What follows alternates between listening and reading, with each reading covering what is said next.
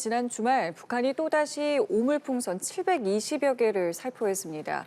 두 차례에 걸쳐서 약 1000여 개의 오물풍선을 보낸 건데요.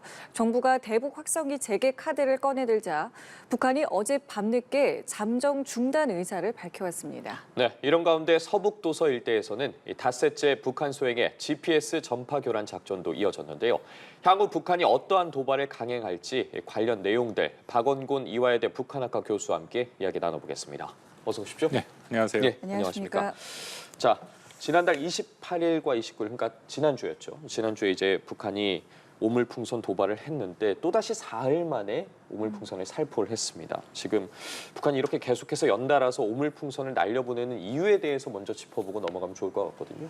가장 큰 이유는 그만큼 민감하다는 것이죠. 오물풍선을 보낸 이유를 북한이 뭐 계속 김여정도 얘기하고 김광일 국방성 부상도 얘기한 것처럼 남한에서 보내고 있는 그런 전단에 대한 대응이다라고 얘기를 하는 것인데요. 그만큼 남한에서 보내는 전단에 대해서 이들이 민감하게 반응하고 있다는 것을 방증한다라고 생각을 합니다. 아마 많은 분들 기억하시겠지만 2020년 6월 달에 개성에 있는 남북 공동연락사무소를 굉장히 단기간 내에 당시 문재인 정부가 거기에 대해서 당연히 그때도 전단 문제였거든요. 거기에 법적 조치까지 다 취하겠다고 얘기를 했음에도 불구하고 긴장을 조성해서 결국 그것을 폭파하지 않았습니까? 그 당시에도 이런 얘기를 했었습니다. 그 당시에도 이제 4대 군사 행동을 하겠다 하면서 네 번째 행동이 앞으로 자신들 북한 주민들이 접경 지역에서 남쪽으로 그런 전단 풍선을 보내는 것을 적극 지원하겠다. 북한 군이요. 예. 그런 얘기를 했었던 것이고 올해도 이거 시작된 거를 보면은 이 바람의 방향이 굉장히 중요합니다. 올 4월 정도부터가 바람이 남쪽에서 북쪽으로 가기 때문에 우리 한국에서 대북 전단을 보내는 그런 민간 단체들이 전단을 살포하기 시작을 했고요. 거기에 대한 대응으로 이제 북한이 그렇게 말 그대로 오물이 든 그런 풍선을 보내왔다. 그렇다면 이것은 가장 중요한 것이 그만큼 북한의 입장에서는 한국에서 하고 있는 그런 대북 전단, 민간단체 하고 있는 대북 전단을 막아야 되는데 그 막을 방법이 별로 마땅치 않아서 나름대로 고안한 방법인데요. 예. 표현이 좀 그렇습니다만 이거는 일종의 우리 한국, 남한을 좀 괴롭히기다. 그렇게 볼 수 있는 것이죠. 예, 일단 두 차례에 걸쳐서 보낸 것이 우리가 확인된 거는 한 1000여 개 정도인데 북한에서 말하기로는 3,500여 개를 보냈다라고 하고 있어요. 이렇다면은 아직 발견을 못한 걸까요? 아니면 북한에서 좀 과장된 수치를 말한 걸까요? 그건 아마 우리 군 당국이 정확하게 판단을 하고 있을 거라고 생각을 합니다. 이게 둘 다 가능성이 있는데 북한이 보통 과장을 또 많이 합니다. 그래서 정말 3,500개 15톤이라고 얘기가 나왔는데 그걸 했을지 아니면 실질적으로 풍선을 보내더라도 이게 남쪽으로 오는 것은 상당히 제한되거든요. 이게 정밀한 장비가 있는 것이 아니기 때문에 바람의 영향 같은 것도 있고 대부분 산 같은 데서 터지기도 하고 남쪽으로 내려와도 못 오고 아니면 또 그 DMZ의 비무장지대에서 터질 수도 있고 하기 때문에 정확한 개수는 확인이 안 된다라고 판단이 됩니다만 어쨌든 매우 다수를 보낸 것은 분명한 거고요. 특히 2016년과 17년에도 북한이 이렇게 보냈었는데 그때는 연간 한 1000개 정도를 보냈었거든요. 근데 지금은 일주일 사이에 그 숫자를 넘는 것을 보냈기 때문에 집중적으로 또 이런 식으로 오물풍선을 보낸 것은 맞습니다. 예, 지금 관련해서 피해 사고도 잇따르고 있는데 좀 구체적으로 살펴보면 이 비닐봉지가 5kg이 넘는다고 하더라고요. 이 5kg이 넘는 비닐봉지가 떨어지면서 차량 앞유리가 사진을 보니까 막 파손이 되기도 하고 예. 또 지금 인천공항 같은 경우에는 비행이 일시적으로 중단되기까지 했다고 하더라고요. 물론 위험물질이 들어있지는 않지만 지금 화면에서 보시는 것처럼 가운데 차량 유리가 저렇게 심각하게 박살이 난다거나 심각한 피해들을 주고 있는데 이에 대한 마땅한 또 보상 규정이 없다고 하더라고요. 이런 부분에 대해서는 좀 어떻게 생각하십니까? 피해가 발생한 건 매우 안타깝다고 생각합니다만 북한도 여기에 대해서 일정 수준 이상의 피해를 발생하지 않도록 자신들이 나름대로 그것을 관리한 부분이 있습니다. 왜냐하면 2016년, 17년 같은 경우에는 풍선에 매달려 있는 게 30kg 정도 됐거든요. 그러니까 30kg 정도가 떨어진다라는 것은 사실상 잘못하면 인명피해도 발생할 수 있는 그런 상황이고 물론 지금 사진에도 나옵니다만 이번에는 5kg에서 10kg 정도라서 바로 떨어지면 저렇게 차량에 파괴가 되고 우리 대한민국 국민의 또 재산과 인명에 일정 수준 피해가 갈 수밖에 없는 위험은 있지만 그래도 북한은 전체적인 무게를 좀 줄인 것은 맞고요. 그 전반적으로 말씀하신 것처럼 과연 보상이 가능하냐? 현재까지 확인된 거는 보상은 쉽지 않은 것 같습니다. 일단 정부 차원에서의 보상이라는 것은 이게 대한민국 정부의 과실이 발생했을 때 보상을 하는 건데 그러면 국가를 상대로 손해배상 청구를 할 수 있는데 이건 우리 정부의 과실이라는 건 아니지 않습니까? 100% 북한이 일방적으로 보낸 거였기 때문에 그렇고요. 또 하나는 보험 계약이 있는데 개인적으로 한 그 네. 보험 계약 같은 경우에도 여기에 오물풍선이라는 그런 항목은 처음 경험한 거기 때문에 내용이 없다고 합니다. 그래서 예. 앞으로 이 부분에 대해서는 뭐 좀 보강을 한다든지 아니면 정부 차원에서의 고민이 좀 있을 필요는 있다고 생각합니다. 예, 조금 전에 이야기하시면서 이제 과거 사례도 말씀을 해주셨는데 이게 과거와 비교했을 때 이번에는 좀 어떤 차이가 있는지도 궁금한 것이 외신에서도 상당히 좀 관심 있게 보도를 했더라고요. 좀 어떤 부분에서 좀 차이가 있었을까요? 과거라고 하면 2016년, 17년인데요. 북한이 보내온 걸 먼저 예. 말씀을 드리면 16년, 17년 같은 경우에는 전단이 들어 있었습니다. 그러니까 북한도 똑같이 전단을 보내서 자신들 나름대로의 체제에 대한 그런 또 얘기를 하고 있고 그리고 한국을 비난한 얘기가 있었는데 이번에는 그런 전단이 전혀 없었다라는 것이고요. 또 남쪽에서 북쪽으로 보내는 대한민국에서 보내는 것도 좀 내용이 바뀌었습니다. 이전에 예. 물론 우리도 전단이 있습니다. 전단의 기본 내용의 핵심은 결국 북한 주민들이 알지 못하는 정보를 유입하는 부분도 있습니다만 그 외에도 그 안에 들어가 있는 것들을 보면은 사실은 북한 주민들에게 필요한 생필품도 많이 들어가 있거든요. 예를 예. 들어 쌀도 집어넣어서 보내기도 하고 의약품도 집어넣고 하기도 하고 코로나 상황에서는 뭐 마스크 같은 것도 집어넣고 1달러짜리도 집어넣고 그 무엇보다도 북한이 그렇게 부정적으로 생각하는 한국의 여러 가지 문화를 뭐 노래라든지 그런 것도 집어넣고 있다. 그래서 일설에 따르면 이게 확인이 쉽지는 않습니다만 우리가 보내는 그 전단에 포함된 풍선에서에 나오는 것들은 북한 또 마찬가지로 북한 주민들이 그것을 가져가지 못하도록 만들어놨고 당연히 북한 당국에 신고하기는 하도록 돼 있습니다만 북한 주민들이 상당 부분 가지고 간다. 그러니까 이것이 북한이 보내는 정말 이런 말 그대로 이건 쓰레기와 우리가 보내는 것은 굉장히 수준이 다른 그 부분이 있다라는 것이고요. 국제사회 외신도 기본적으로 이건 사실 납득이 안 되죠. 그러니까 북한이 이런 쓰레기를 보낸다라는 것 자체를 놓고 이것을 뭔가 이 한국의 책임이다 그렇게 얘기를 하기는 굉장히 어려운 상황이다. 그러니까 외신에 실린 만큼 이거 굉장히 경험 못했던 일들이 발생을 하는 거니까 예. 네. 외신의 기본적인 논조는 그렇다고 생각합니다. 지금 오물풍선 살포뿐만 아니라 또 다른 문제가 되고 있는 게 닷새째 지금 GPS 전파 교란을 시도하고 있단 말이에요. 이와 관련해서도 지금 어쨌든 오물풍선 살포, GPS 전파 교란. 동시에 시도하는 것 자체가 북한의 계획된 전략이라고 봐야 될까요? 뭐 전체 큰 흐름에서는 그렇게 볼 수가 있죠. 왜냐하면 연말 연초에 김정은이 명백하게 대남 관계를 교정국 관계다. 이제 더 이상 한민족으로 보지 않고 통일을 포기하면서 이것은 계속 긴장을 조성하겠다라고 얘기를 했고 고전에 11월 같은 경우에도 우리가 9.19 군사합의의 일부 효력 정지를 했더니 김정은이 직접 나서서 사실상 무효를 선포했거든요. 그 당시 발표를 보면 당장 그 NLL 북방 한계에서 이남으로 자신들이 포를 쏘는 그런 고강도 국지 도발을 할 것 같이 얘기를 했는데 지금까지 하지 못하고 있다. 예. 나타나는 모습을 보면 오염풍선도 그렇고 GPS도 그렇고 이게 일종의 회색지대 도발입니다. 회색지대 도발이라는 건 요즘 많이 얘기가 되고 있습니다만 원점을 보기가 어려운 것이고요. 원점이 확인이 되는 도발은 원점에 대해서 공격을 하면 그 도발을 멈추게 할 수 있는데 원점이 확인되더라도 이것에 대한 대응이 어려운 형태 이제 그런 도발을 북한이 나름대로 고안해냈다고 생각하고요. 오염풍선도 마찬가지 않습니까? 풍선이 어디서 날아오는지 우리 정부 당국이 판단을 하고 있는데 그렇다고 거기를 공격할 수는 없는 거고요.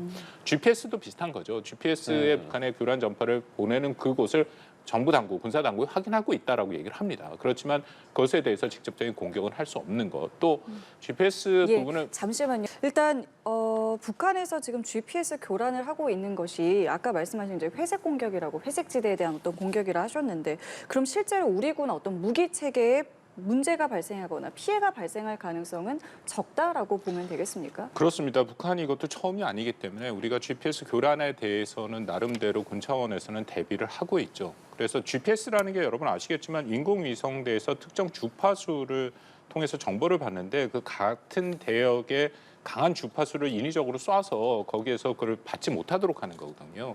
그래 현재까지 나타난 상황을 보면 NLL 인근 지역에 우리의 선박이라든지 뭐 그런 거에 대해서 GPS가 제대로 잡히질 않아서 좀 혼란을 겪고 불편함을 겪고는 있었지만 실질적인 아직 피해는 보고가 되지 않죠. 걱정되는 것은 NLL에서 GPS를 교란해서 우리 선박이 자신들의 항행 위치가 확인이 안 되면 잘못하면 NLL 이북으로 넘어갈 수 있는 그런 위험성이 좀 있거든요. 예. 아직까지는 뭐 그런 상황은 발생하지 않은 것이고 또 정말 북한이 강력한 GPS 교란 장치가 있다면 우리 그 항공기에 대한 여객기에 대한 혼란을 올 수 있는 건 매우 심각한 문제까지 갈 수 있는데요. 그런 모습은 현재까지 보이지 않고 있다라는 것이고 군사 쪽으로 말씀을 드리면 우리가 GPS 교란에 대해서는 나름대로 군용 주파수를 따로 운영하기 때문에 북한이 이것을 쉽게 그렇게 뚫을 수는 없고요. 암호화돼 있고 보안이 철저하거든요. 그래서 혹시라도 교란 행위가 온다면은 주파수를 변조시켜서 대응할 수 있고 또 사실은 북한의 GPS 교란에 우리가 대응하는 안티 제밍이라는 게 있습니다. 그런 우리 또 나름대로의 시설과 그 대응들이 돼 있거든요. 그래서 현재로서는 오히려 글쎄요, 북한이 혼란을 주긴 하는데 이게 실질적인 피해를 가져올 정도의 수준이 오히려 못 된다라는 것을 방증하는 그런 모습이 보이고요.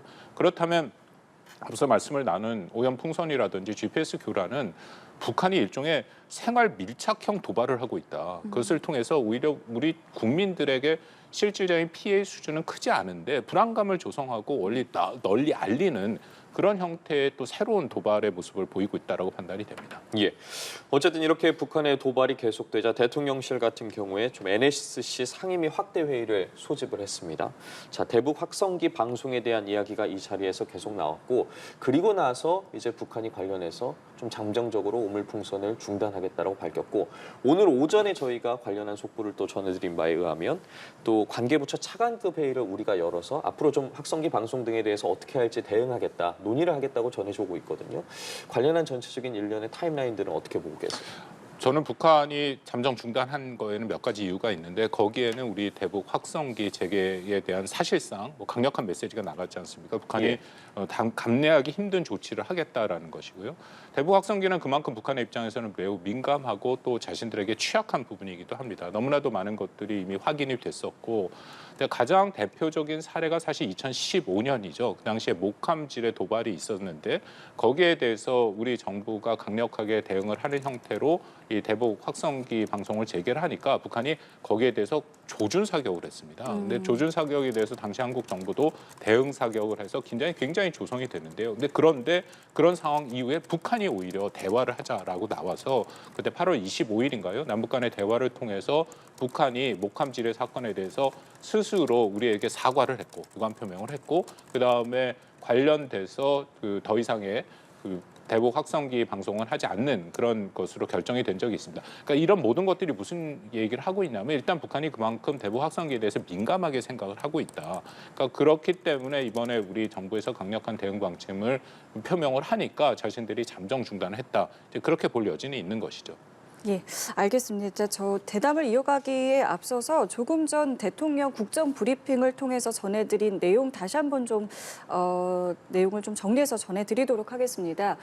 포항 영일만 앞바다에 막대한 양의 석유와 가스가 마장돼 있을 가능성이 있는 것으로 나타났습니다. 윤석열 대통령이 조금 전 국정 브리핑을 통해서 최대 140억 배럴에 달하는 석유와 가스 매장 가능성이 있다고 발표를 했는데요. 이 천연가스의 경우는 최대 29년 동안 그리고 석유는 최대 4년 넘게 쓸 수 있는 양으로 현재까지 파악이 되고 있습니다. 이에 대해서 윤 대통령은 동해 심해 석유 가스전 탐사 시추 계획을 승인했다고까지도 발표를 했는데요. 네, 예. 관련 내용 다시 한번 전해드리도록 하겠습니다. 앞서 저희가 윤 대통령의 국정 브리핑 속보를 통해 전해드린 것처럼 이 포항 영일만 앞바다에 막대한 양의 석유와 가스가 매장됐을 가능성이 있는 것으로 나타났습니다. 윤석열 대통령이 조금 전 첫 국정 브리핑을 통해서 최대 140억 배럴에 달하는 석유와 가스 매장 가능성이 있다고 발표를 했는데요. 구체적인 수치를 따져보면 천연가스 같은 경우에는 최대 29년 동안, 석유는 최대 4년 넘게 넘게 쓸 수 있는 양으로 판단된다고 전해왔습니다. 이해윤 대통령은 동해 심해 석유 가스전 탐사 시추 계획을 승인했다고도 밝혔는데요. 자세한 소식은 들어오는 대로 저희가 추가로 전해드리도록 하겠습니다. 예, 대담을 다시 한번 좀 이어가도록 하겠습니다. 자, 그렇다면 지금 우리 측에서는 이 대북 확성기 방송을 이제 재개할지 여부에 대해서 고민 중인 것인데, 글쎄요, 이 가능성에 대해서는 어느 정도로 보고 계세요? 현재 북한이 잠정 중단을 했는데 그렇다고 우리 정부가 한국에 있는 민간 단체들이 대북 전단을 보내는 걸 막을 수는 없습니다. 왜냐하면 대북 전단 금지법이라는 게 우리 대법원에서 위헌 판결이 나왔고 말 그대로 북한이 비아냥거리는 식으로 얘기를 합니다만 한국은 표현의 자유가 있는 거죠. 이것은 아주 우리가 가진 기본적인 자유민주주의 체제의 가치와 권리이기 때문에 이것을 막을 수는 없다라는 것은 분명하고, 근데 반면에 북한에서 하고 있는 것은 표현의 자유가 전혀 아닙니다. 민간 단체가 아니라 북한의 정찰 총국이 직접 나서서 군을 동원해서 했다라는 게 아주 명백히 보여지고 있거든요. 이것을 발표하는 인물조차도 굉장히 북한 국방성 부상이고 김여정도 부부장 입장에서 얘기를 하고 있으니까 이건 정부 주도다라는 것인데요. 근데 앞으로 우리 정부가 어떻게 할 것이냐, 우리 민간 단체가 대북 전단을 계속 보낼 가능성은 높고, 그렇다고 그러면 북한이 다시 거기에 대해서 대응을 할 가능성이 있고요. 그런 상황에서 과연 이 대북 방송, 확성기 방송을 재개할지에 대해서 정부가 좀 고민을 해야 된다라고 생각이 되는데, 저는 개인적 의견으로 말씀을 드리면 확성기를 재개하는 것은 너무 큰 카드를 우리가 쓴다. 그러니까 이게 조금 말씀드린 아까 생활 밀착형 그런 북한이 도발을 하기 때문에 우리를 불편하게 하고, 그리고 뭔가 이렇게 기분 나쁘게 하고 그런 건 있지만 피해가 그렇게 심각하지는 않거든요. 예를 들어서 정말 인명 피해가 발생한다. 그러면 당연히 강력한 대처가 필요하지만 그러지 않은 상황에서는 조금 더 우리가 이걸 차분하게 대응을 할 필요가 있다. 왜냐하면 이게 강력하게 대응을 하는 것은 어떻게 보면 북한이 원하는 그런 노림수입니다. 근데 대북 확성기라는 게 그만큼 북한에는 치명적인 것입니다. 치명적입니다. 그게 치명적인 게 여러 형태가 있는데 대북 확성기를 통해서 우리가 처음부터 끝까지 북한의 이래도 백두혈통 김정은 위원장을 비난하는 것이 아니라 그냥 우리 음악 같은 거를 틀고 그리고 이 날씨를 알려준 게 사실은 굉장히 컸다고 얘기를 하더라고요. 아침에 일어나면 무슨 날씨. 근데 그게 하루 이틀이 아니라 전방 지역에서 이게 많이 나면 30km까지 가기 때문에 북한 주민들 또 북한 군인들이 거기서 계속 듣고 있다 보면은 거기에 따라서 확성기 듣고 귀순한 사람들도 있거든요. 그러니까 그만큼 북한의 입장에서는 이것이 부담이 되는 거고, 만약에 우리가 더 한다면 확성기뿐만 아니라 전광판도 있습니다.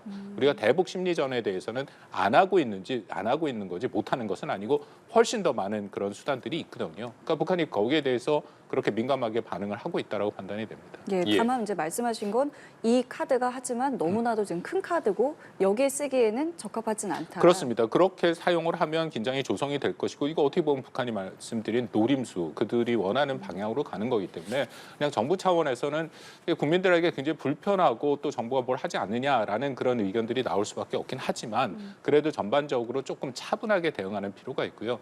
뭐 그런 면에서 한국 내에서 중요한 것은 근데 이번에 이 모든 상황을 보면 남남 갈등이 심각하다고 보지는 않습니다. 근데 북한이 워낙 좀 표현이 그랬으면 황당한 것을 보내왔기 때문에 우리 한국 사람들의 도대체 저게 뭐지 하지 이거를 보내는 거를 막지 못한 정부에 대한 비판의 목소리라든지 아니면 대북 전달을 보내는 남한 단체, 한국 단체에 대한 비난의 목소리는 그렇게 크지는 않거든요. 그러니까 이걸 좀 차분히 대응할 필요가 있지 않을까 생각합니다.